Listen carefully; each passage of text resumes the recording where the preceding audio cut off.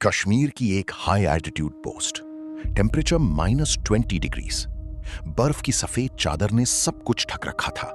रात के 2 बज रहे थे और खामोशी ऐसी कि हवा की आवाज भी किसी उदास धुन की तरह लग रही थी। कैप्टन अमन अपनी पोस्ट पर थे। उनकी वर्दी की अंदर वाली जेब में एक आधा लिखा हुआ खत था। यह खत उन्होंने अपनी होने वाली पत्नी के लिए लिखा था।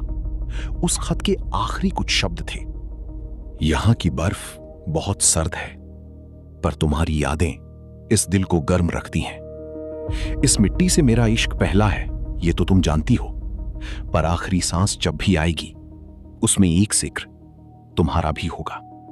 अचानक वायरलेस रेडियो पर एक अर्जेंट आवाज आई, सस्पिशियस मूवमेंट एट पोस्ट 4।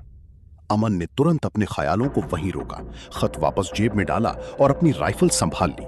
कुछ घुसपैठिए अंधेरे का फायदा उठाकर बॉर्डर क्रॉस करने की कोशिश कर रहे थे। अगले ही पल उस शांत रात में गोलियों की आवाज गूंज उठी। मुकाबला बहुत करीबी था। 1 घंटे तक चली इस भयंकर फायरिंग में दुश्मन पीछे हटने पर मजबूर हो गए। लेकिन इस कश्मकश में एक गोली अमन के कंधे को चीरते हुए निकल गई।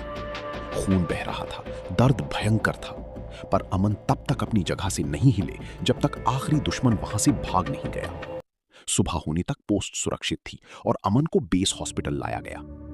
जब डॉक्टर उनका इलाज करने के लिए उनकी यूनिफॉर्म निकाल रहे थे, तब उनकी नजर जीप से गिरे उस खत पर पड़ी, जिसका एक किनारा अब अमन के खून से लाल हो चुका था। डॉक्टर ने खत उठाया और हल्की सी पूछा, कैप्टन, ये खत?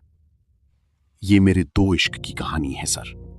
एक इस देश की मिट्टी के लिए जिसका मैंने कर्ज चुकाया, और एक उसके लिए जो किसी दूर शहर में मेरी सलामती की दुआ कर रही है। फौजियों की जिंदगी ऐसी ही होती है।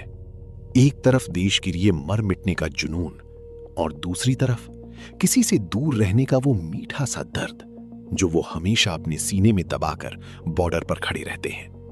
जय हिंद।